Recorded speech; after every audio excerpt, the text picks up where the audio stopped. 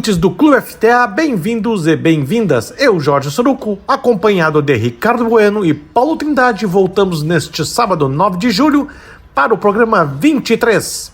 Estamos aqui para falar de futebol, temperando o papo com bebidas e assados.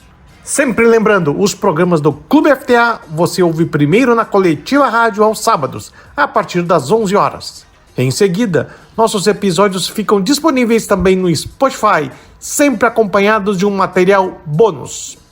Fica o convite, também para curtirem nosso perfil nas redes sociais, basta digitar @ClubeFTA no Facebook, Instagram e no Twitter. Nossa proposta é trazer muita informação debatendo diversos temas com profundidade. É por isso que sempre dizemos, sintam-se em casa, puxem uma cadeira e vamos começar a conversa, porque o Clube FTA, futebol, trago e assados, o mundo da bola com outro sabor, já está no ar. O mundo da bola, os tragos e os assados. Clube FTA. No programa 23 do Clube FTA, vamos viajar no tempo para conhecer um pouco sobre a história do futebol aqui em Porto Alegre. Para isso, vamos conversar com o Frederico Duarte Bartz, que é mestre e doutor em História pela Universidade Federal do Rio Grande do Sul. Ele tem pesquisado sobre a memória e o patrimônio da classe trabalhadora, sendo coordenador do curso de extensão Caminhos Operários em Porto Alegre desde 2019. Por conta disto, conheceu a história dos primeiros times de futebol da capital. Mas vamos deixar para ele nos falar de tudo isso daqui a pouco. Ricardo Bueno, quais as dicas nos tragos e nos assados do programa de hoje? Meu caro Soruco, a nossa dica de bebidas e assados hoje subiu a serra. Nós vamos contar para os nossos queridos ouvintes por que é uma ótima pedida visitar o Festiqueijo em Carlos Barbosa, que está se desenvolvendo agora no mês de julho. Para lá de bacana. Maravilha, Bueno. Por falar em bebidas, fica nosso tradicional abraço ao hermano Varasquim, que fornece os deliciosos espumantes Sopra Santé. Encomendas pelo WhatsApp 54 99 629 47 12 ou pelo e-mail sopra@varasquinagro.com.br. E não deixe de escutar nossos programas anteriores. No episódio 16, conversamos com o psicólogo do esporte, Márcio Geller Marques, que nos trouxe muitos esclarecimentos sobre a influência do psicológico na formação e na performance de atletas profissionais. Assim como todos os demais, está disponível no Spotify. Basta procurar por Clube FTA, programa #016, Psicologia do Esporte. Uma aula com Márcio Geller. Clube FTA. Futebol, trago e assados. Meus caros amigos do Clube FTA, estamos de volta no programa 23 e hoje vamos falar um pouco sobre a história do futebol em Porto Alegre. E quem é que está conosco aí, Bueno, para falar sobre este assunto que é bem interessante? Pois olha, Soruco, é um prazer hoje aqui no FTA a gente estar conversando com o professor Frederico Bartz. O Frederico chegou até mim por caminhos interessantes. Eu li um artigo dele sobre a Redenção, o Campo da Redenção, que é ali onde é o nosso Parque Farroupilha, né? E que foi publicado na revista Parêntese, que sai aos sábados, que é muito boa, vários artigos na área da cultura, da sociologia, filosofia e tudo mais. E aí encontrei lá uma série de informações sobre a história, o começo da história do futebol em Porto Alegre e mais ou menos no Rio Grande do Sul também. E o Frederico, ele é especialista mais na questão operária e sindical, mas obviamente ele tem muita informação sobre os começos do futebol, como é que essa nossa paixão arrebatadora, colorados, gremistas e que tais, né? Porque nós estamos aqui valorizando sempre o interior, como é que ela nasceu. Então, queríamos fazer a nossa saudação aqui ao Frederico e dar um abraço inicial, Frederico. Bom te receber aqui no Clube FTA. Um prazer, Frederico. Vamos ouvir então as tuas informações sobre a história do futebol aqui em Porto Alegre. Bom, o prazer é meu, né? Fiquei bastante contente com o convite. Me apresentando um pouco, né? Meu nome é Frederico Duarte Bartz, eu sou técnico em assuntos educacionais, trabalho com a área da educação, trabalho na URGS, na Biblioteca da Arquitetura, né? Trabalho com cursos de extensão, trabalho fazendo pesquisas. Inclusive, tenho me dedicado ultimamente, nos últimos anos a pesquisar e divulgar a história do movimento operário em Porto Alegre, a partir de uma perspectiva territorial, né? Essa história dos espaços da classe trabalhadora, dos locais de reunião. E entre esses espaços também estão os clubes de futebol, os campos de futebol, porque o futebol aqui em Porto Alegre, inicialmente ele foi um esporte da elite porto-alegrense, né, um esporte da burguesia, da pequena burguesia, mas logo ele se popularizou, se tornou um esporte que também atingiu a classe trabalhadora, e em determinado momento a gente teve aí uma explosão de clubes operários, de clubes vinculados a associações de classe, clubes vinculados a empresas, a empregados de empresas que formavam clubes de futebol, e isso especialmente a partir dos anos 20, nos anos 30, né? E então, como parte da história da classe trabalhadora, também acabo pesquisando a história do futebol operário em Porto Alegre, mas, né, de uma forma geral, sou um curioso da história do futebol, gosto muito da história do futebol, gosto bastante de acompanhar o futebol, né? Sou colorado, acompanho o futebol faz tempo, né? E ao longo do tempo, como sou historiador, também desenvolvi um interesse sobre a história do futebol, embora não seja essa a minha especialidade. Vamos dizer que eu acompanho esse assunto de uma forma mais como curioso, né? Mas, como historiador, a gente acaba também acompanhando a história do esporte, das manifestações culturais, né? Como parte importante da formação da sociedade. O futebol é parte da formação da nossa sociedade. Claro. Importante até, digamos, podemos dizer. O Frederico, uma questão, assim, antes da gente iniciar, vamos começar lá com 1903, tem algumas coisas interessantes que eu não tinha presente, né? Que é o do primeiro jogo de exibição que houve aqui em Porto Alegre, e uma semana depois surgiram o Grêmio e o futebol, né? Como o nome já diz, é de forte influência alemã. Mas eu queria te fazer uma perguntinha anterior. Eu imagino que esse espaço que a gente está te dando aqui seja muito interessante, porque um dos dramas que eu conheço dos historiadores e que tem uma certa, não vou dizer uma rixa, já foi pior, com o jornalismo, é a questão da linguagem, né? É a questão do historiador ser um bom contador da história, né?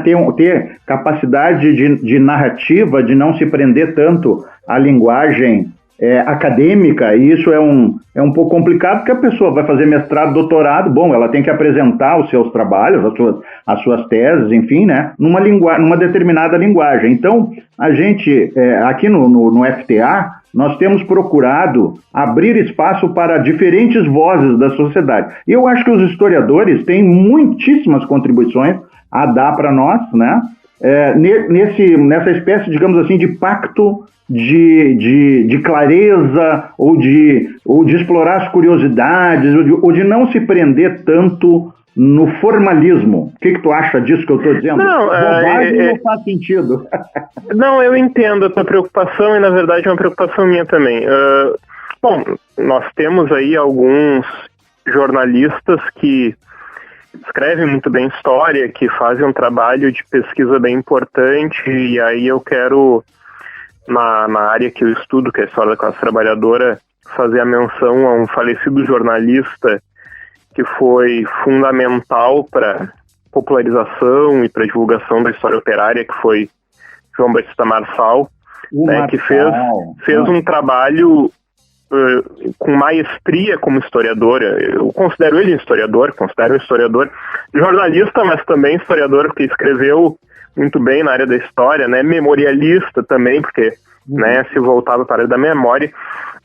Mas eu entendo a tua preocupação e, bom, eu trabalho com divulgação, né, da pesquisa histórica. Claro que tem uma produção na área acadêmica, artigos, tem um livro escrito, tudo, e e participo dos debates acadêmicos entre os meus pares e bom.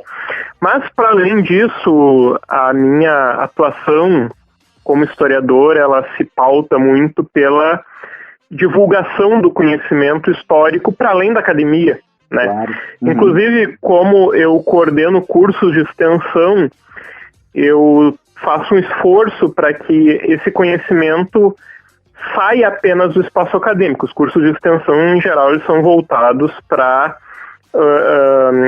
fora da academia, né? Para pessoas que desejam, para o público em geral, né? E no meu caso, né, os cursos de extensão que eu tenho coordenado são sobre memória operária, então ele se volta muito também a pessoas do movimento sindical, pessoas interessadas na história da classe trabalhadora, pessoas dos movimentos sociais. Então tem todo um interesse, né, de divulgação que vai para além do mundo acadêmico. E também, né, além, tu falaste aí dos meus últimos textos. Eu estou publicando uma série de 10 textos na revista Parêntese, né? Isso também... uma série lá, eu não tinha me atentado a esse detalhe. O texto sobre o Parque Farroupilha, né, sobre a redenção, ele é o segundo texto, mas eu estou aí numa sequência de 10 textos, que são textos em homenagem ou... não em homenagem, mas para ajudar a refletir sobre os 250 anos de Porto Alegre. Sim, são textos que ajudam a pensar lugares de memória da classe trabalhadora em Porto Alegre e também são parte de um esforço, né, de divulgação e, né, para além disso, eu queria até aproveitar, já que nós estamos falando de divulgação, fazer uma propaganda, né, que eu tenho uma página no Facebook, que é a página do curso de extensão que eu coordeno, da ação de extensão que eu coordeno na URGS, né? Sim. Que é o Caminhos Operários, né? Eu tenho uma página chamada Caminhos Operários em Porto Alegre e ela, né, a partir dessa página eu publico textos com mapas, com imagens, para popularizar esse conhecimento sobre a história da classe trabalhadora, né? Para que trabalhadores e trabalhadoras conheçam mais sobre sua própria história, né? E então, estou aí em uma sequência de 25 postagens, né? 25 lugares de memória da classe trabalhadora nos 250 anos de Porto Alegre. Então, para quem estiver ouvindo esse programa, pode ir lá no Facebook, colocar Caminhos Operários em Porto Alegre, que vocês vão poder ter uma série de informações interessantes sobre a história da cidade, a partir, claro, da perspectiva da classe trabalhadora. Show de bola. Vamos voltar a 1903, então. Eu já antecipei aqui, né, que houve um jogo-exibição do Esporte Clube Rio Grande, que é considerado um dos mais antigos do Brasil, eu não sei, é o mais antigo, né? É o mais antigo. Então, o Esporte Clube teria vindo a Porto Alegre, o Rio Grande, né? Teria vindo a Porto Alegre e houve uma exibição com 2 quadros do próprio Esporte Clube Rio Grande. Aí eu te pergunto, e aí o Grêmio surgiu uma semana depois, no dia 15 de setembro, acredito que o futebol também, mas aí eu te pergunto, Frederico, ele teria sido um jogo-exibição, porque até então, em 1903, não tínhamos outros clubes aqui em Porto Alegre, oficialmente registrado, é isso? Não se tem registro de outros clubes anteriormente, né? Claro que provavelmente tínhamos aqui pessoas que sabiam o que era o futebol, né? Tinha imigrantes ingleses, imigrantes alemães, italianos, que certamente pessoas que vivem em São Paulo, Rio de Janeiro, que certamente tinham conhecimento do que era o futebol. Inclusive, lendo aí o jornal A Federação, do começo do século XX, eu agora não vou me lembrar de cabeça, mas eu me lembro de ter acessado aí uma coluna, né, de ter lido uma coluna de jornal que fala sobre esporte, falava sobre o futebol na América do Norte, mas se referia ao futebol americano, que a gente conhece como futebol americano. E depois também fala sobre curiosidades, sobre esporte, às vezes aparece alguma coisa sobre o futebol. Mas esse futebol, o futebol que nós conhecemos, o futebol association, aí, o futebol de origem na Inglaterra, ele vai ter o soccer, que os americanos chamam, né? ele vai chegar aqui em 1903. Uhum. Essa chegada, ela vinha muito com os imigrantes, né, que tinham uma já experiência do esporte na Europa, imigrantes ingleses, alemães e de outras nacionalidades também. No próprio, se a gente for pensar no Rio Grande do Sul como um estado que tem conexões com outras partes do mundo, não só a partir da imigração europeia, mas também com relação aos vizinhos latinos, né? A gente tem, por exemplo, o futebol chegando na fronteira a partir do Uruguai, né? Tem o 14 de julho, se eu não me engano, de Livramento de 1903, né? Então tu tem, chegando aqui a partir da fronteira também o futebol, né? Porque, claro, tu pensa em uma fronteira seca, como é Santana do Livramento e Rivera, as pessoas jogavam futebol, vinham os outros jogar futebol, né? Então tu tem essa chegada do esporte. E era um esporte novo que estava chegando ao Brasil no fim do século XIX, no começo do século XX, e aí tu vai ter esse jogo de exibição. É claro que esse jogo de exibição ele foi visto como um espetáculo, né? Um espetáculo como assim, circense, digamos? Não, foi um evento social, né? Foi um evento social, com a recepção dos atletas, com um público, assim, atento, né? E aí é claro que esse evento social, que é a chegada de um clube, a exibição de um esporte novo, em uma cidade que se queria moderna, e quando eu falo se querer moderna, a gente tem que pensar num momento em que o capitalismo está avançando, né, no Brasil, está se estruturando de uma forma mais profunda.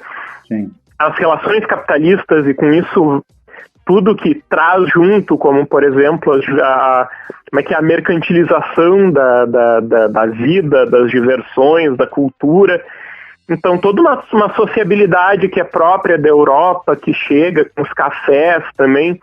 Então todos esses elementos chegavam a Porto Alegre, e o futebol era mais um elemento desse, né? Tanto que o futebol... pode dizer. Redenção, desculpa te interromper. Essa apresentação foi na Redenção, no campo da Redenção? Olha, eu vou te dizer que eu não me lembro, mas se eu não me engano, eu acho que foi no campo velocipédico que tinha de fazer bicicleta, corrida de bicicleta? Como é que é? O Radfahren, né? Que é uma coisa alemã também, né? Sim, que tinham como é que é? Pistas de ciclismo, né? Pô, agora eu lembrei, né? Tinham pistas de ciclismo. Olha, eu vou te dizer, se eu não me engano, eu não tenho certeza se foi em uma pista de ciclismo ou se foi na Redenção. Vou ficar devendo, que eu não me lembro de cabeça. Mas esse espetáculo aí foi público, né? As pessoas se envolveram bastante, e é óbvio que, como uma novidade que vem das metrópoles do capitalismo mundial, dos países industriais, né, da Europa, ele passa a ser visto como uma coisa a ser replicada, especialmente pela elite, né? E a gente tem que lembrar também que tem toda uma cultura esportiva, né, do exercício do corpo, da ginástica, da bicicleta, do ciclismo, que também começa a chegar. Nessa época em que os clubes, por exemplo, o Turner Bund, né, que é a sociedade de ginástica, a Radfahren-Verein, os clubes de ciclismo, eles começam a União Velocipédica, né, eles começam a ser organizados. Então tu tem uma... Mas a Sojipa não é de 1800 e pedrinha? Não é do século XIX? Não, sim, ela é bem anterior. Eu estou dizendo que esse é um processo que ele se acelera no fim do século XIX. Porque é da cultura alemã, essa coisa da educação física, num termo assim, de uma forma bem simplória, é muito presente, né? Essa coisa do exercício né? Sim, bastante presente. Né?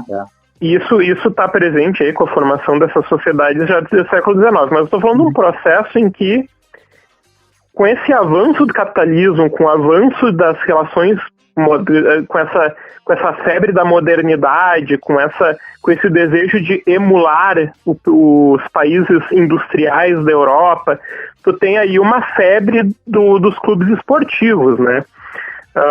Então, o surgimento aí, a chegada do futebol, a gente pode colocar também nessa seara aí, como um dos elementos a mais desse processo aí de avanço do capitalismo, das relações capitalistas, de relações que tentam imitar o que estava acontecendo na Europa. Mas de certa forma, né, Frederico, o futebol vai ter uma trajetória que foge um pouquinho disso, porque ele ganha um apelo popular muito forte, né? Já em 1907, segundo eu estou vendo aqui nas minhas anotações, vai surgir o Futebol Clube Rio Grandense, que é aqui de Porto Alegre, não confundir com o Esporte Clube Rio Grandense, né? Que é um clube operário, certo? Pois é, aí que eu queria chegar. Ou é o Centro Esportivo Operário, que é de 1909. Na verdade, esses dois clubes são clubes populares, né? Eles têm recortes diferentes. Deixa eu te dizer uma coisa, Rio Grandense, se eu não me engano, o Rio Grandense, um amigo meu jornalista chamado Jones Lopes da Silva, disse que o pai do Lupicínio teria sido presidente desse clube. Faz sentido para ti? Faz sentido para mim, mas aí eu vou tentar agilizar aí essa narrativa. Porque em 1903 chega o Rio Grandense, né, chega com toda essa aura da modernidade, dessa coisa de tentar emular o que está acontecendo nas capitais da Europa. E isso tem um impacto especialmente na juventude e nessa juventude da elite porto-alegrense, né, dessa burguesia porto-alegrense, especialmente numa burguesia dos imigrantes. Então, tu tem logo em 1903 o surgimento de dois clubes de futebol. Um clube de futebol que era realmente mais intimamente associado com as sociedades alemãs, as sociedades germânicas, que era o Fußball Porto Alegre, né, que é um time verde e branco. Esse Fußball, ele nasce no seio das sociedades germânicas, né? Ele é realmente o clube representante aí da elite alemã de Porto Alegre. E um outro clube, um pouco mais plural, mas também com bastante influência germânica, é o Grêmio de Futebol Porto-Alegrense. Tanto que o Grêmio ele vai ser de futebol, né, com o termo inglês, né, ele é mais cosmopolita, porque aí vem também pessoas de outras origens, não só vinculadas às sociedades germânicas. E esses dois clubes são clubes representativos da elite porto-alegrense. Quando muitos dos jovens aí de classe média, esses clubes eles monopolizam a prática do esporte nos primeiros anos, a partir de 1903, né? Inclusive tem um pequeno torneio que eles fazem todo ano, né, para disputar uma taça. Só que o futebol, diferente de outros esportes, como eu próprio falei do ciclismo aqui, da regata, ele é mais fácil de ser replicado, né? Tu não uma bicicleta, se hoje ela é cara, ela era mais cara antigamente. Tu ter dinheiro para participar de um clube de regatas, ter o equipamento, tudo é muito caro, né? Não é algo que esteja disponível à classe trabalhadora, à classe operária. O futebol não, o futebol tu junta dois grupos de 11 e improvisa uma bola e tu pode em qualquer várzea jogar uma partida de uma maneira improvisada. Isso vai fazer com que esse esporte se popularize muito rápido. Tanto que já em 1907 tu tem a formação do Rio Grandense. Certo. Rio Grandense, que era o time verde e vermelho, né? Era um time da comunidade negra de Porto Alegre. Né? Era um time... Sim. Vamos dar uma paradinha aqui, a gente volta para falar, contar com detalhes dessa história do Rio Grande. Do Rio Grandense, pode ser? Perfeito. Nós voltamos então. Agora é hora da dica pro seu assado no Clube FTA.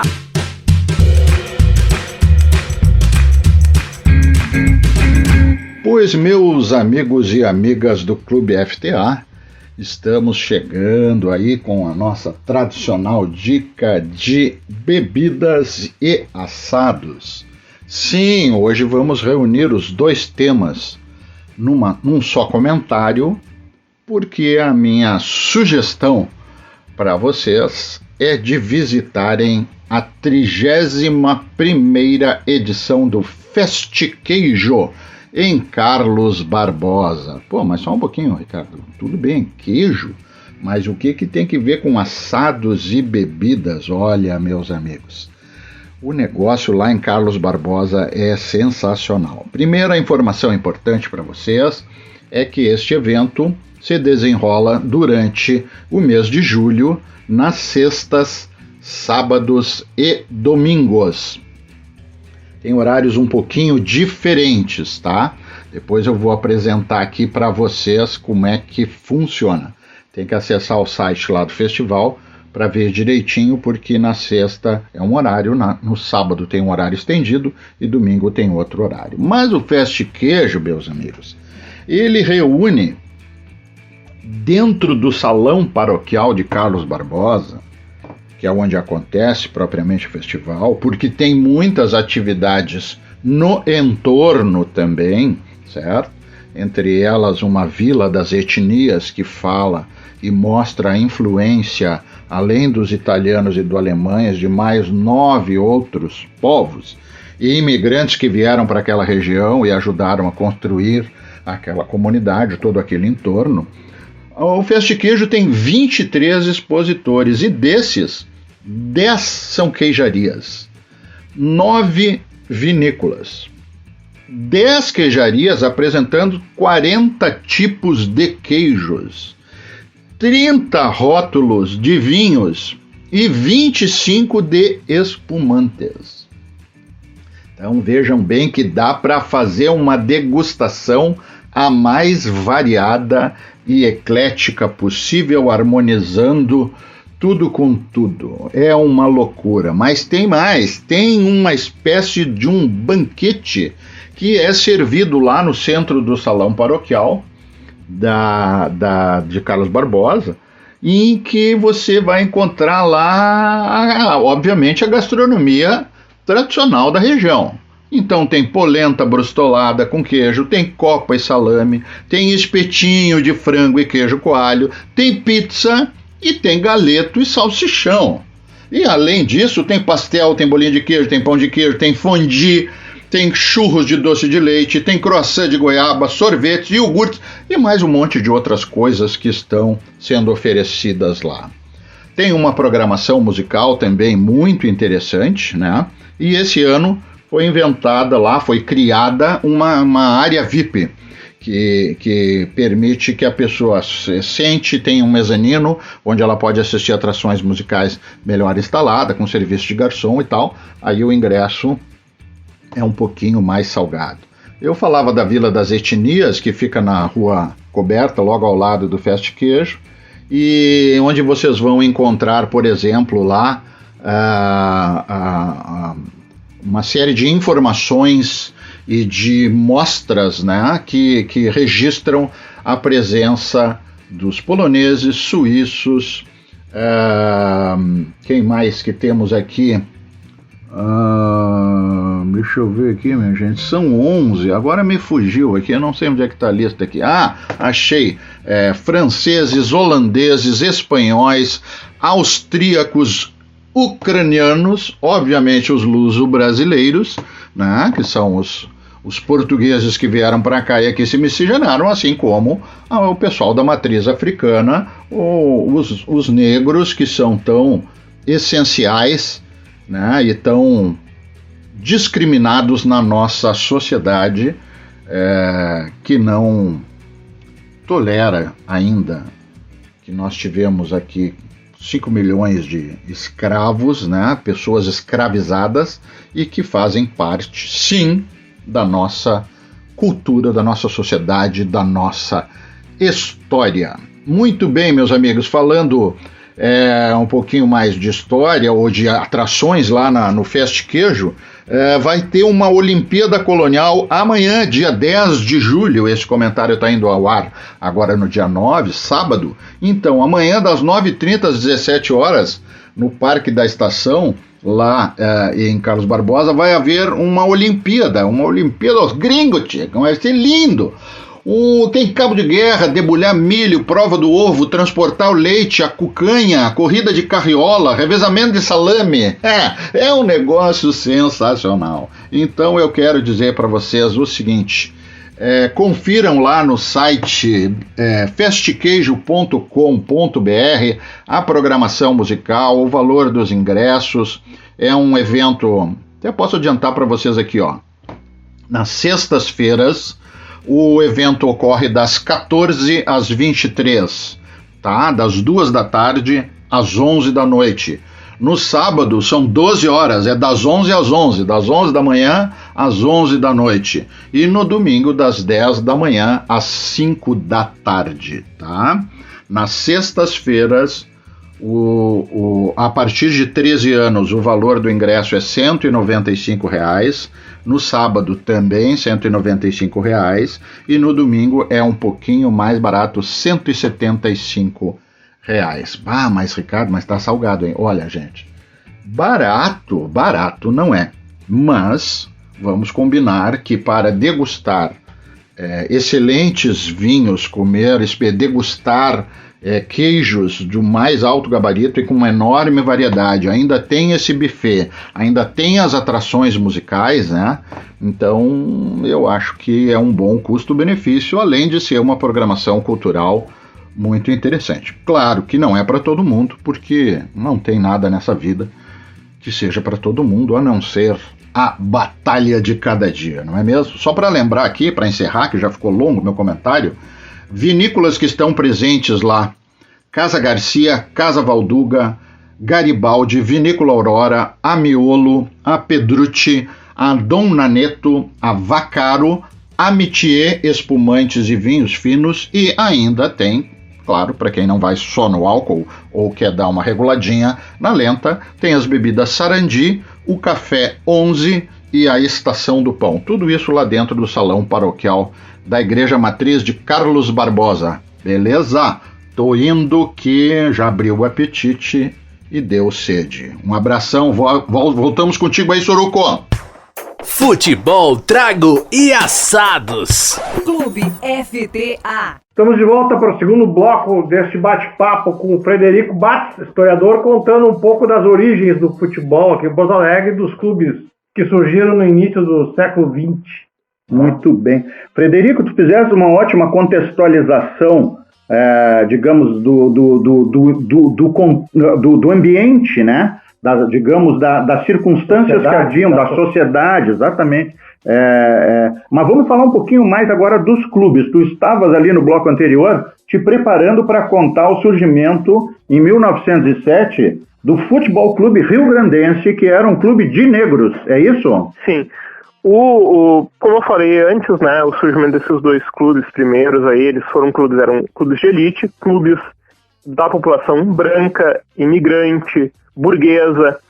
Então tu vai ter uma situação em que, bom, esse esporte, que ele chama tanto atenção, ele pode ser praticado nas mais diversas condições, ele vai despertar o desejo de toda a população, inclusive da classe trabalhadora, disputar também e formar seus próprios clubes. Em 1907 surge o Rio Grandense, o clube vermelho e verde, né, como um clube da comunidade negra de Porto Alegre. O primeiro clube da comunidade negra, depois surgiram muitos outros, né. Sim. Mas esse aí... Canela Preta mais adiante, né? Sim, que o nome correto era Liga Nacional de Futebol, né? E a Liga do Canela Preta era uma coisa pejorativa? Era um apelido, né? Na verdade era um apelido que se dava, né? Mas o nome correto seria Liga Nacional de Futebol. Nacional? Liga Nacional, porque identificava como uma liga... Na verdade, brasileira, exato. Acredito que essa seja a explicação mais lógica.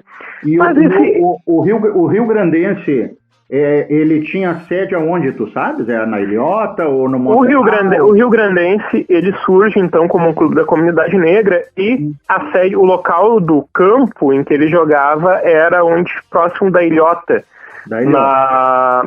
o campo da Rua Arlindo. que é um campo que fica, fica mais ou menos na fronteira da Cidade Baixa com o Menino Deus. Hoje tem ali uma praça chamada Praça Esporte Clube Internacional. Sim. Porque foi o campo do Inter durante um tempo também. Fica atrás do ginásio Tesourinha. Ali era o campo do Rio Grandense. E ali também era o campo onde nos anos 20 ia jogar essa Liga Nacional de Futebol também.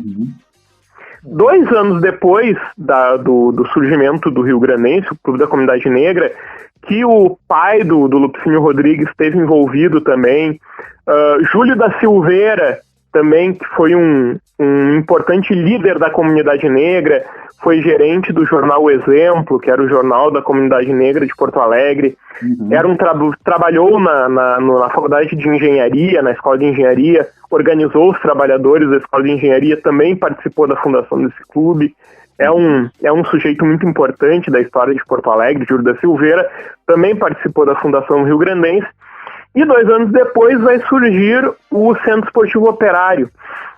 O Centro Esportivo Operário ele tem uma particularidade, era um clube vermelho e branco, ele surge em 1909, e ele vai surgir dentro do movimento sindical. Naquele momento, né, os sindicatos aqui em Porto Alegre estavam organizados na Federação Operária do Rio Grande do Sul, os vários sindicatos daqui, e o Centro Esportivo Operário vai surgir dentro dessa federação, né? Ele vai ser um clube formado por operários socialistas, né? E o técnico desse clube era o Arquimedes Fortini, que depois vai ser um grande jornalista esportivo, que vai viver até os anos 60, 70, se não me engano, escrevia no Correio do Povo. Então nós temos aí o surgimento de clubes que são também clubes da classe trabalhadora. Inclusive, aí uma curiosidade, que dá para ver também o grau de preconceito de classe, preconceito racial que envolvia esses primeiros anos do futebol aqui em Porto Alegre. A primeira, uma curiosidade interessante. O primeiro jogo do Centro Esportivo Operário, ele foi na Redenção, né, num campo que existia na Redenção, contra o Rio Grandense. Então, o Clube Operário Sindical contra o Clube da Comunidade Negra. Esse jogo ocorreu em janeiro de 1910 e foi 2-1 para o Centro Esportivo Operário. Frederico, e aí Sim. Bom, não, segue, vamos ver se tu vai falar o que eu estou pensando. Aí uma curiosidade, né, não tão boa, na verdade, uma curiosidade bastante dura e triste, né? Esses 2 clubes, tanto o Rio Grandense quanto o Operário, eles pleitearam a participação na Liga Porto Alegrense, que estava começando a se organizar ali em 1910, né, pelos principais clubes da cidade. E a participação deles foi negada. Foi negada porque precisava ter um campo em condições, precisava pagar uma joia, né, precisava pagar uma entrada muito grande, a mensalidade era alta. Então, quando esses clubes de elite começam a se organizar, eles escanteiam, eles colocam de lado os clubes populares. Né? Eles impedem a entrada por questões financeiras. Então isso aí mostra também preconceito racial, preconceito de classe, como atuava nesses primeiros anos.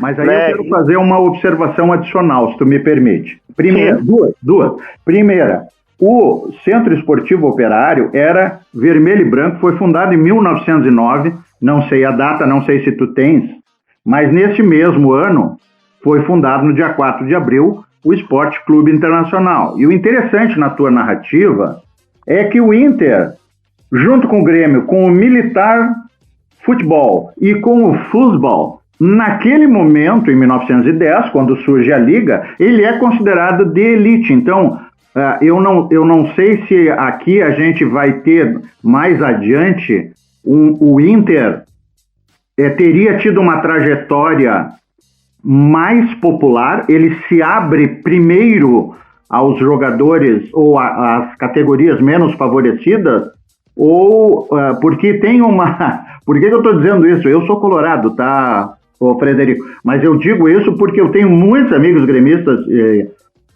inclusive jornalistas, que há muito tempo defendem que tanto o Inter quanto o Grêmio eram preconceituosos e discriminatórios no seu início, e ambos mais ou menos foram se abrindo junto. Tu tem uma informação sobre isso? que não seja contaminada pela tua preferência. Não. Sem clubismo aí.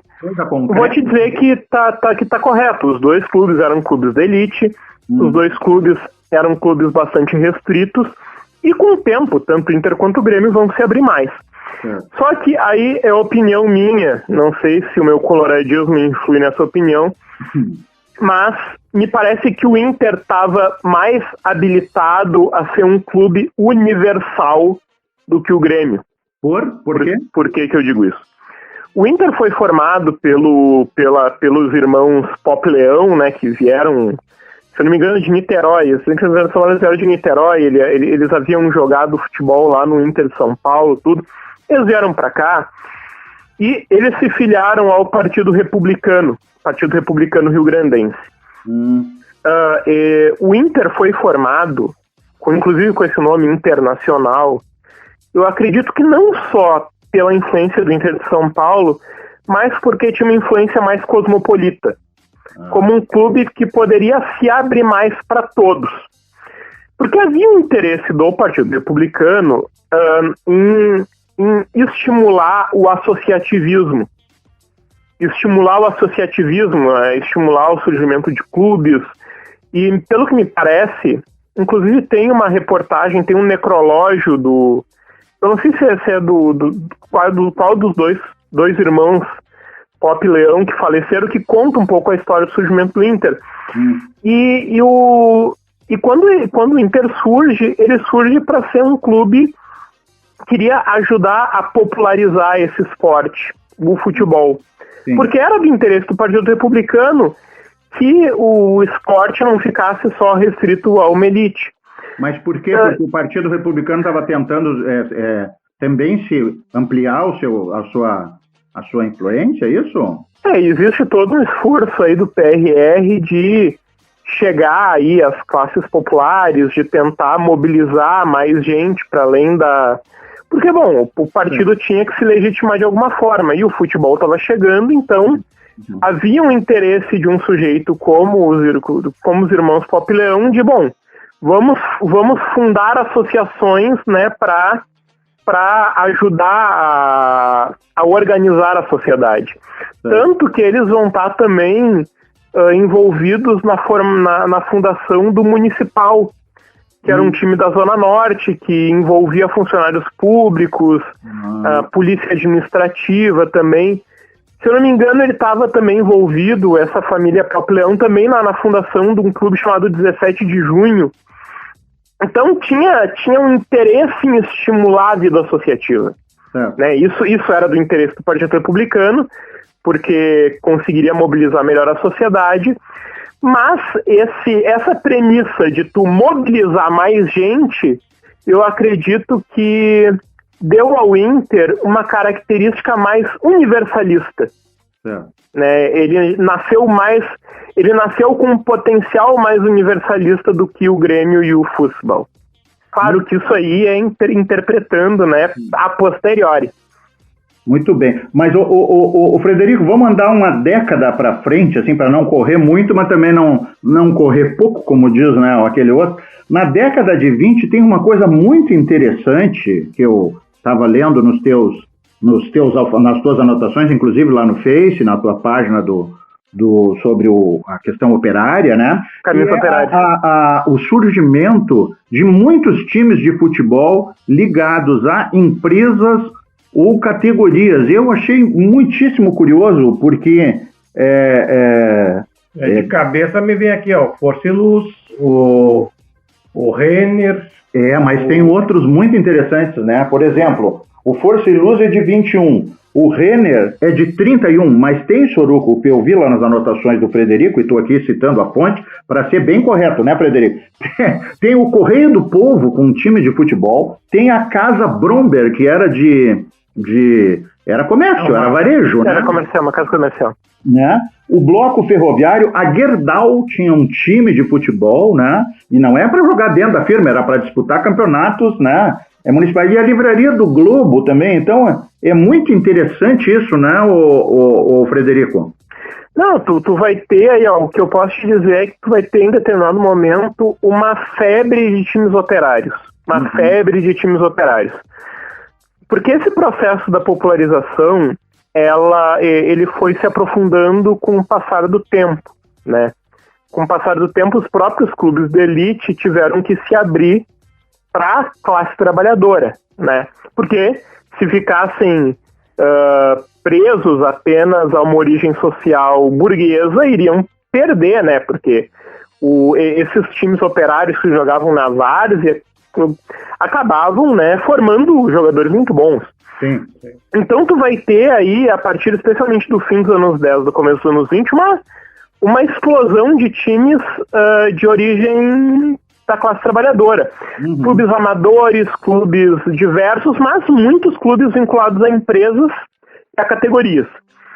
Isso porque devia ser muito normal, né, que a gente imagina, claro, com um olhar posterior. Bom, tu tá lá trabalhando numa empresa, o que tu vai fazer no intervalo do almoço, ou o que tu vai fazer no fim de semana? Bom, vamos se juntar e bater uma bola. Vamos comprar aí 11 camisas, ratear uma bola, a gente joga ali num terreno baldio que tem aqui no bairro, aqui no Arrabalde. Sim. Isso passou a ser cada vez mais comum. Por exemplo, os gráficos tinham um time de futebol nos anos 10. O Forceluz surgiu como um time de uma empresa, né, da empresa dos bondes de Porto Alegre, em 21. E depois claro que a Carris, né, virou o time da Carris, né? Sim, virou o time da Carris, né, depois, mas manteve o nome antigo da empresa, que era Companhia de Forceluz. E aí tu vai ter o Renner em 31, tu vai ter a Gerdau, tu vai ter o Bromberg, e tu vai ter uma infinidade desses times que tu vai ter a empresa Valig, com um time de futebol também. Tu vai ter, por exemplo, deixa eu tentar me ver de cabeça, a Federação, o jornal A Federação. Era um campeonato citadino? O que era que elas disputavam? Esses times, aí tem uma coisa interessante. Tu vai ter, por exemplo, a maior parte desses times disputando ou campeonatos amadores, ou então torneios varzianos. Inclusive, nos anos 30, teve, por exemplo, o torneio Farroupilha, que ele juntou todos os times de várzea de Porto Alegre em 35 para disputar um torneio. Em comemoração ao centenário da Revolução. Exato. Inclusive quando a Redenção passa a se chamar Parque Farroupilha, né? Exatamente. Mas, além disso, tu vai ter alguns desses times que vão conseguir disputar o campeonato profissional. Por exemplo, Forceluz. Forceluz acabou se engajando nas divisões profissionais do futebol. O Renner também. Posteriormente... Tinha um que era nacional, mas não sei se era o... Esse era o departamento de esportes da aviação férrea, que depois vai virar o nacional e vai disputar o campeonato também. Então, alguns desses times conseguem aceder aí ao futebol profissional disputando com as outras equipes. E provavelmente entraram na coisa do pega jogador, vende jogador. Claro, também se profissionalizaram. Mas, para além disso, eu queria chamar a atenção para uma coisa muito curiosa, é que a partir dos anos 20 vão surgir também campeonatos só de clubes de categoria. Por exemplo, os bancários formaram uma liga só de times de banco. Por exemplo, o London Bank, esses bancos ingleses, o National Bank, uma série de bancos que tinham atuação em Porto Alegre, o banco alemão, o banco francês e italiano, vão formar clubes e vão disputar uma liga só dos times de banco.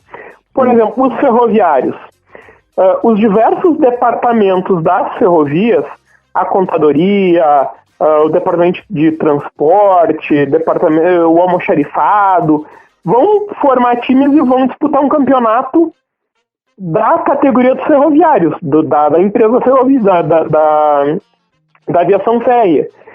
E aí eu acho que tem outro caso, por exemplo, de uma liga comercial que juntava esses clubes de empresa também, isso no começo dos anos 30, mas tem um caso que eu gosto bastante de explorar, que é muito interessante, que é a formação no fim dos anos 20 de uma liga proletária em Porto Alegre.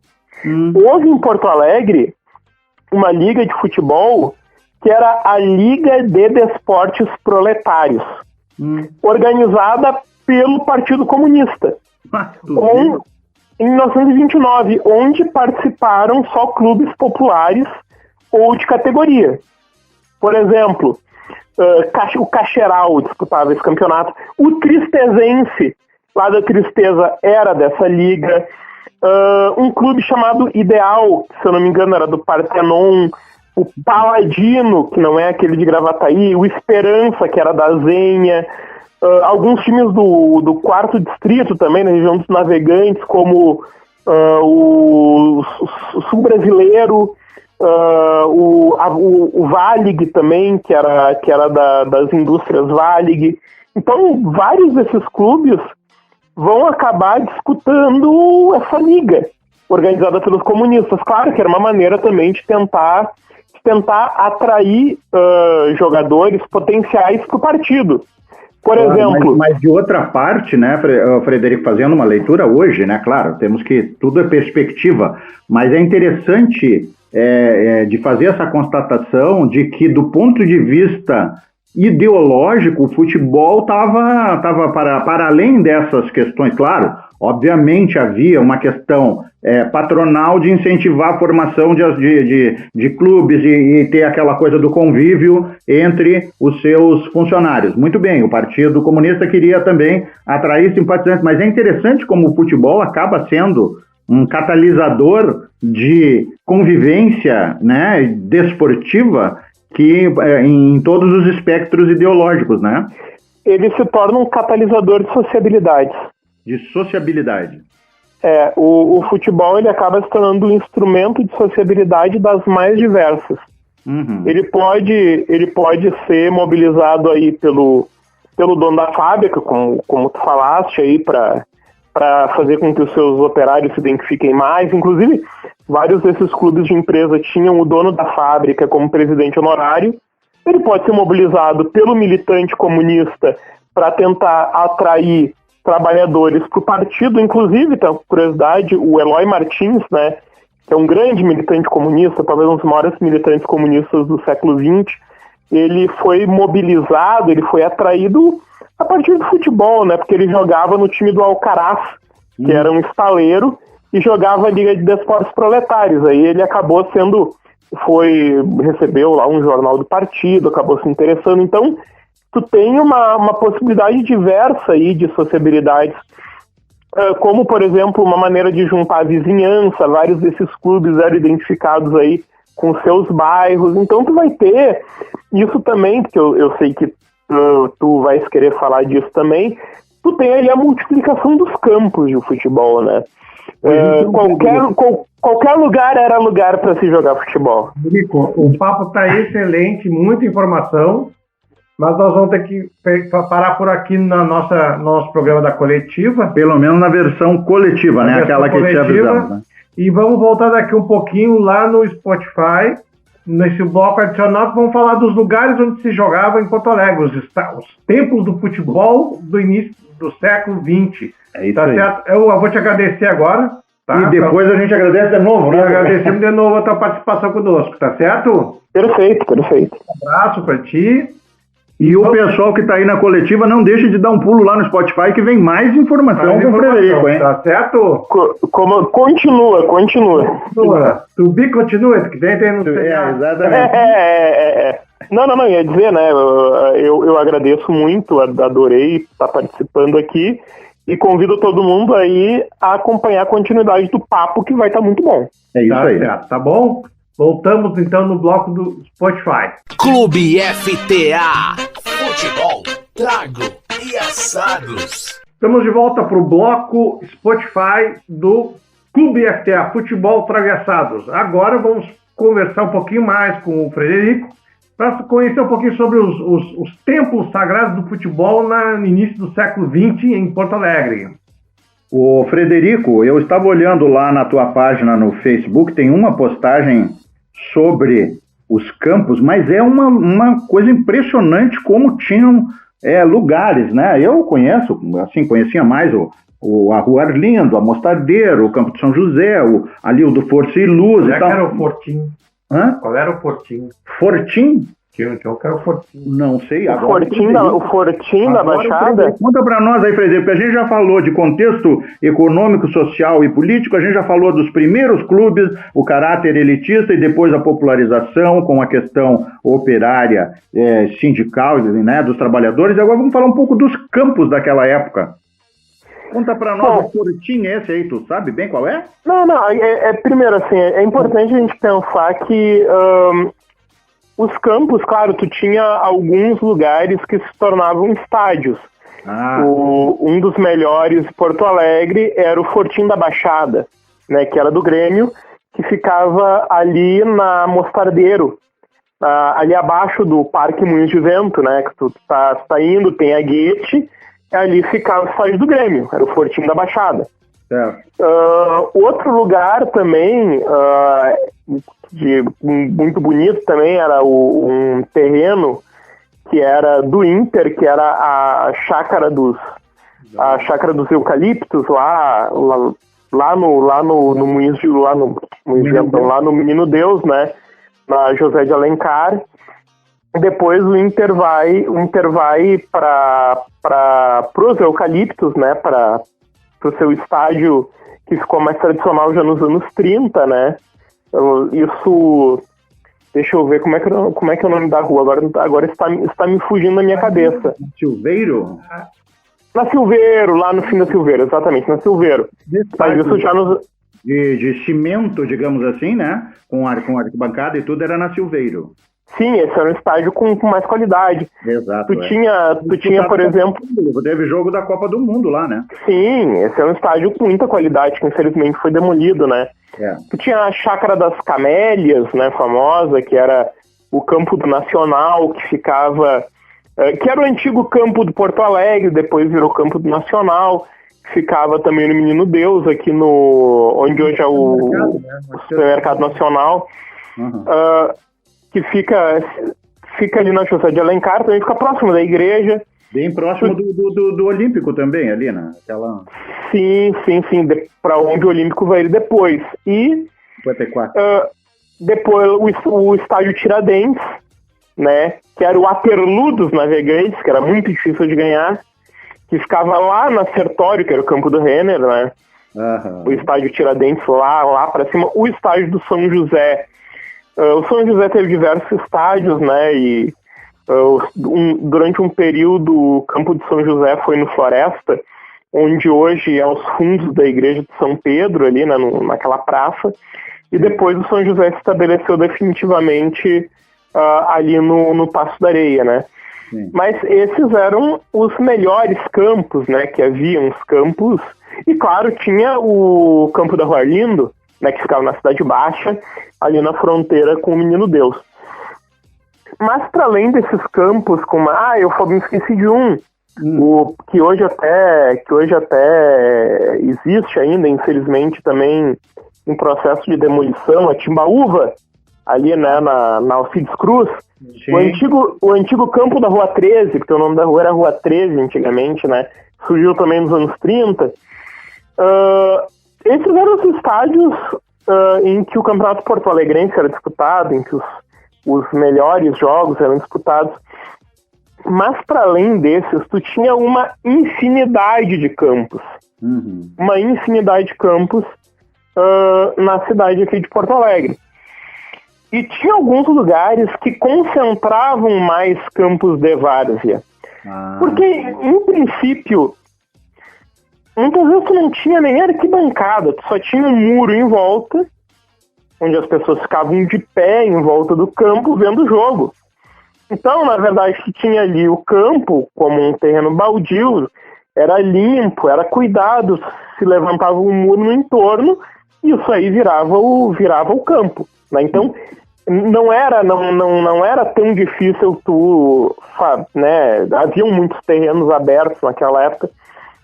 Alguns lugares concentravam mais campos do que outros, né? Por exemplo, Navegantes, a região ali do 4º distrito, lá, indo em direção a Sertório, a região ali, a Rua Dona Margarida. Tinha uma série de clubes de empresa que tinham campos ali. A gente pensa no Renner, né? Mas tu tinha o Renner, tu tinha o Concórdia, que tinha um campo ali na região ali da Benjamin Constant. Tu tinha a Valig, que tinha um campo na Frederico Mendes. Tinha a Fiatesse, tinha campo próprio?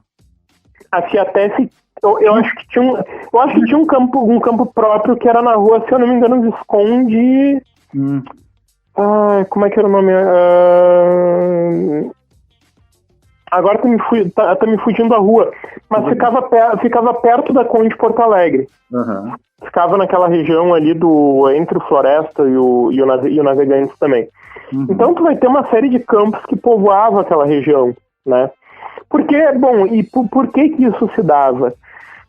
Porque, bom, é só tu olhar a região dos Navegantes e de São João, ela é plana. É plano, isso facilita. E era a região para onde a cidade estava se expandindo. Uhum. Então isso favoreceu o surgimento de diversos pequenos campos que se espalharam por ali. Por exemplo, a fábrica Rio Guaíba, que era uma fábrica que ficava do lado da indústria Renner, tinha um campo que ficava na Dona Margarida, que era ali perto. Uhum. Né, a Renner tinha 2 campos. Um primeiro campo na Frederico Mendes, depois um outro ali na Sertório. Né? Então, tu vai ter ali uma multiplicação. Tinha um clube chamado Marquês do Pombal, que tinha um campo ali na Rua São Pedro. Então tu vai ter ali diversos campos aqui, assim, que vão se espalhando nessa territorialidade. Pode falar. Tinha muitas indústrias, então tinha as indústrias e já tinha o campo das empresas junto, mais ou menos isso. Muitas vezes o campo ficava do lado. Às vezes o campo ficava em outro terreno, né? Então tu tem ali uma área que é uma área aberta, com muitos terrenos baldios, e isso facilitava a formação desses diversos campos. Onde mais, Frederico? Qual uma outra região, Menino Deus. Ah, o Menino Deus também. Uhum. Que também é uma área plana, né? Tu vai ter, por exemplo, ali na Gonçalves Dias, o campo do Otávio Rocha, que era um time dos funcionários municipais. Sim. O Futebol Clube Otávio Rocha, se eu não me engano, durante os anos 20. Tu vai ter ali o campo do Porto Alegre, que depois vai ser o campo do Nacional. Tu vai ter o campo do Inter também. Então esses diversos campos, eles vão acabar sendo utilizados não só pelos clubes profissionais, mas muitas vezes também pelos clubes amadores. Sim. E uma outra região que concentrava muitos campos de várzea era o Partenon. Ah, tá. O Partenon, ele fica entre o morro e o rio.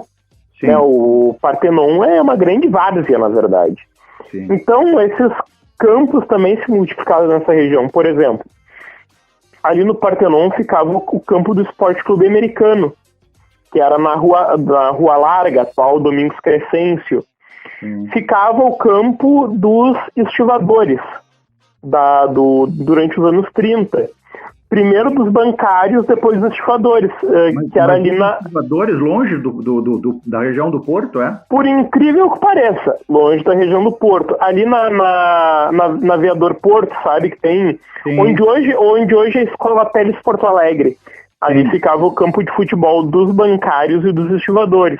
Uhum. Um pouco mais adiante, na antiga Rua Sério, né, perto ali da Machado de Assis, ficava outro campo que era do Marechal de Ferro, que era um clube local também. Alguns times amadores jogavam bola ali.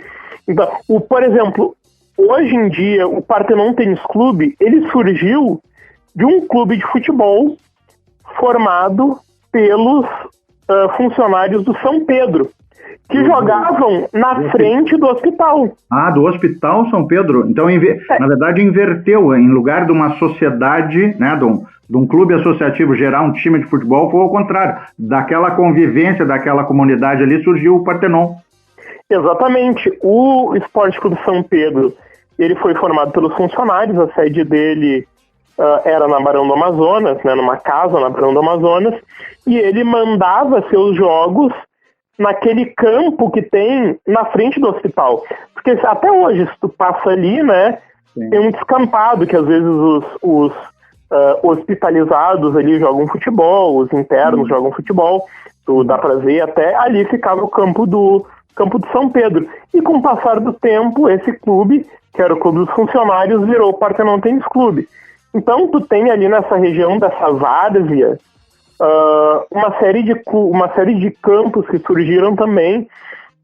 Por exemplo, o clube da União Militar, né, que ficava onde hoje é o Tecnopuc, por exemplo. Então, vai ter uma série de campos que vão estar espalhados por toda a cidade de Porto Alegre.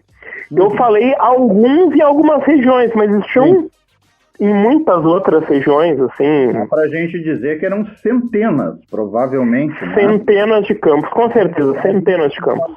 Dezenas, provavelmente, chegariam a centenas. E se a gente ainda pensar em qual era a população daquela época... Buenos Aires é meio assim ainda hoje, ela é uma chuva de clubes que tem na cidade.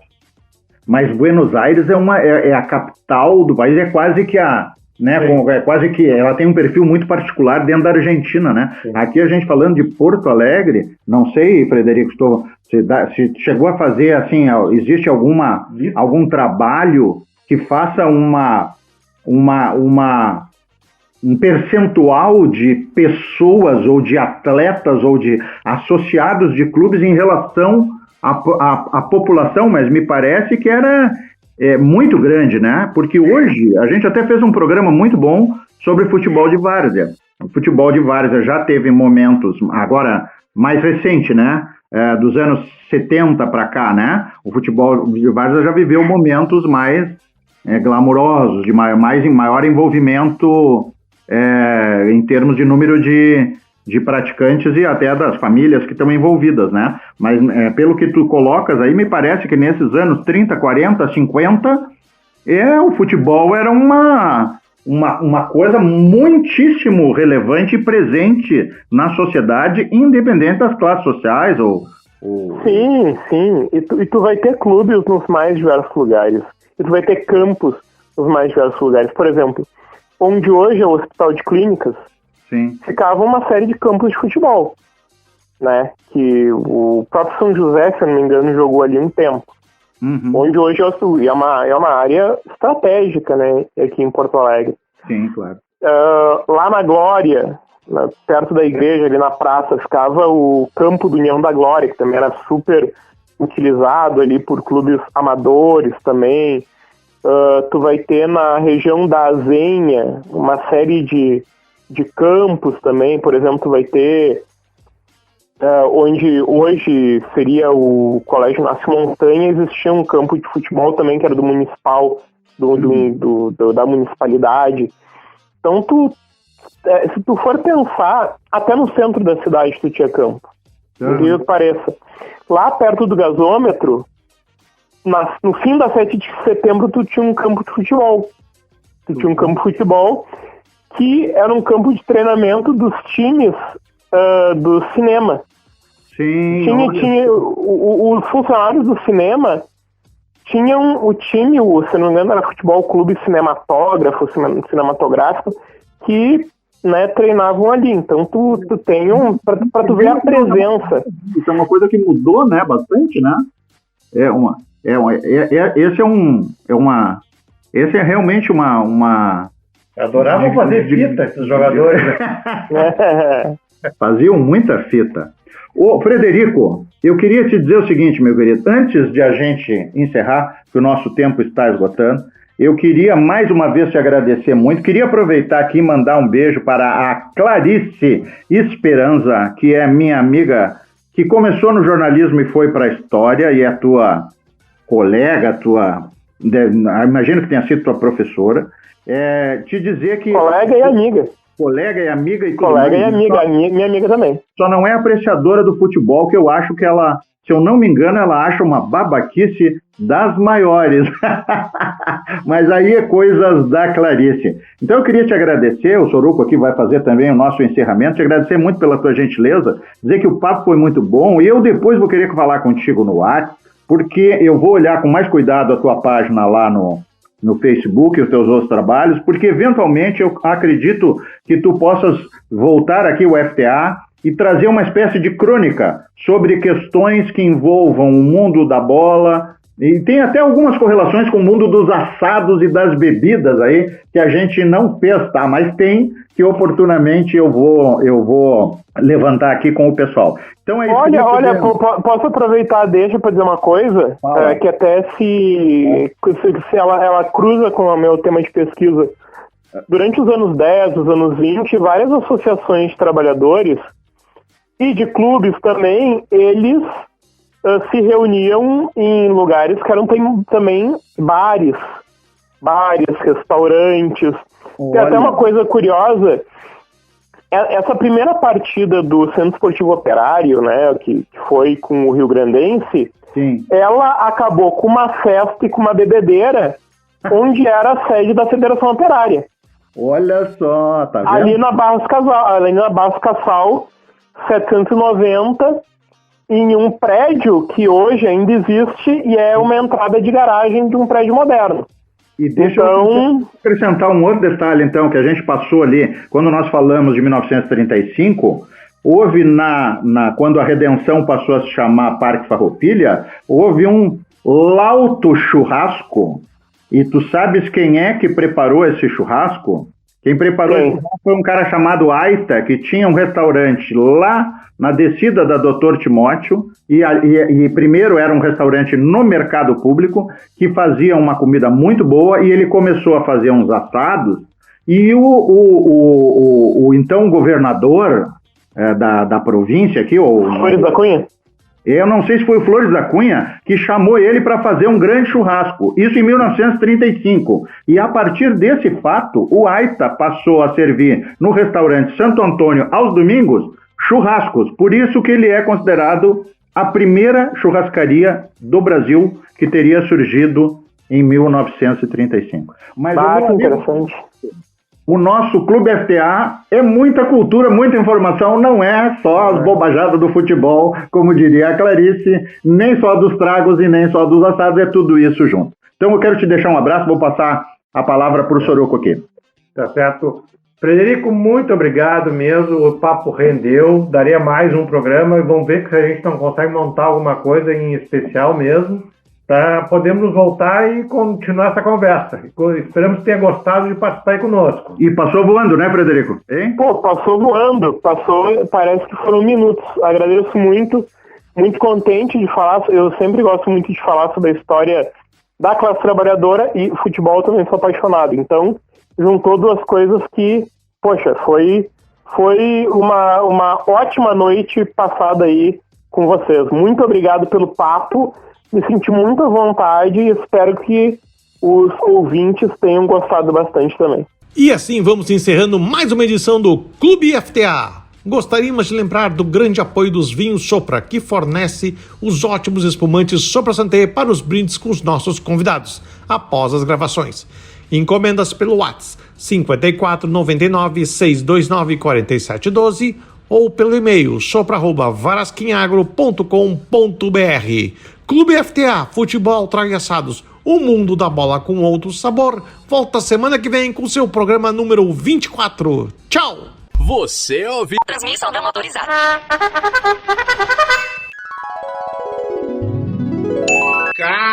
Cara! Episódio 23, meu. Vou até parar o carro, vou escutar hoje na coletiva aqui no... Vou botar no meu app aqui, da coletiva rádio, e vou escutar. Episódio 23. Tô dando uma trabalhadinha aqui, mas vou dar uma parada agora pra escutar. Esses guris são bom, Clube FTA. Ah, o Suruquinho, o Paulinho, o Bueninho, ai meu Bueninho. Cara, que legal, meu, história do futebol no Rio Grande do Sul, cara. Quem é esse cara aí mesmo? Aí. Ô, Suruco, repete aí. Frederico o quê? Duarte Marques, cara é pesquisador, mestre, doutor. Ah, um cara que trabalho legal esse cara faz aí, meu. Ô, Suruco, eu quero conhecer esse cara, meu. Vou até escutar mais esse programa aí. Quer dizer que o futebol, Suruco, era uma coisa dos burgueses, então. Que nem vocês, assim, vocês, tirando o negão aquele ali, o Paulinho, mas vocês são meio burguês. Ah, então o futebol é de vocês, então. Ah, meu, o meu pai me contou essa história do Renner aí, do Força e Luz, cara. Cara, e ninguém sabe disso, ninguém fala disso, cara. Cara, bah, vocês são foda, mano. Eu gosto de vocês porque vocês trazem um monte de informação que a gente, assim, ó, um monte de gente não sabe, cara. Cara, que legal, bah. Quem é que fez essa pauta aí, ô Suruquinho? Gostei desse programa hoje, hein? Deve ter sido Bueninho. Bueninho é tudo, cara. Bueninho é muito bom, velho. Cara, por isso que a cidade tinha muito campo de futebol, cara. Cara, esses estádios todos aí, meu, do Nacional, do Tiradentes, o próprio Força e Luz ali, cara. Meu, que história legal, cara, e ninguém sabe disso, meu. Cara, nós temos que mandar isso aí pra algum lugar, meu. Eu vou começar a entrar nas minhas redes sociais, eu vou divulgar vocês, cara. Clube FTA é a história do Fredericão aí, o Fred. Grande Fred, o cara sabe muito, mano. Bah, esse cara é historiador. Bah, cara bom, cara bom. Bah, ô Bueninho. Ah, tu tá sendo patrocinado por esses caras da Fast Queijo aí, né, cara? Os caras lá estão te bancando pra tu fazer esse comentário aí de hoje, né, meu? Mas tudo bem, deve ter entrado um monte de grana na tua conta aí, de vocês aí, Clube FTA, vocês estão rindo. Os caras lá de Carlos Barbosa, aquela região lá de cima da serra, lá, os gringos são fortes, meu, tem muita grana. Ô, Clube FTA, cara, gostei do programa aí, cara. Eu vou contar uma coisa pra vocês, meu, eu gosto dessa coisa aí, tipo rádio, assim, de escutar os troços, mas eu acho que eu queria facilitar o troço aí, vocês não tem umas imagens, os troços pra, de repente, a gente meter ali na TV... Minha mulher reclama que eu fico rindo e brigando com vocês e gritando, que eu fico escutando, que eu pareço um louco. E ela disse, eu quero ver esse coisa, mas não tem, né, cara? Vocês não estão pensando em ir pras TVs aí, cara? Yes! Sei, de repente na Globo, não sei aí, ver um canal aí, cara, um canal fechado. Cara, esses caras aí de YouTube, cara, aí estão ganhando dinheiro, meu. Quem sabe tu vai pra lá, velho. Vamos meter o FTA no YouTube. YouTube.